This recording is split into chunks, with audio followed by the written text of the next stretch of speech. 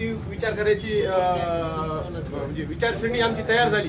साहेब तुम्ही आता देव तर म्हणणार नाही, पण ते देवदूत असते ते शिरसाळ्यासाठी आमच्या. आता आम्हाला इतकं वाटतंय, समजा आम्ही तुमच्यासाठी कुठलीही मदत, कसलीही मदत, गावकऱ्याच्या वतीने मी सांगतो की तुमच्यासाठी आम्ही कुठल्याही स्तराला मदत करायला तयार आहे, कुठेही. साहेब आज तुमच्याकडून आम्हाला कसलीच अपेक्षा नाही. तुम्ही इतकं काम चांगलं केलं शिरसाळ्यात की त्याचा विचार सुद्धा करतो. आमच्या इथं समजा रोजगार भेटत नव्हता, आज माझ्या घरातले 2 माणसं आहेत, माझ्या गल्लीतले समजा अर्धी गल्ली तुमच्या इथे कामाला आहे.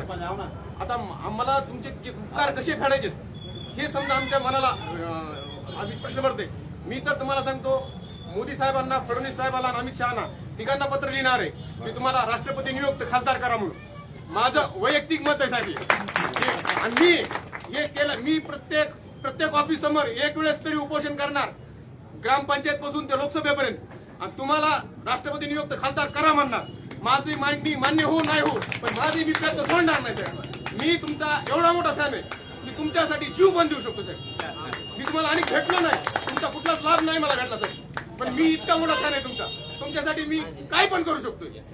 तुमच्या जे आडवं येईल त्याच्या घरी बॉम्ब सुद्धा फोडू शकतो, इतका मी खतरनाक आहे.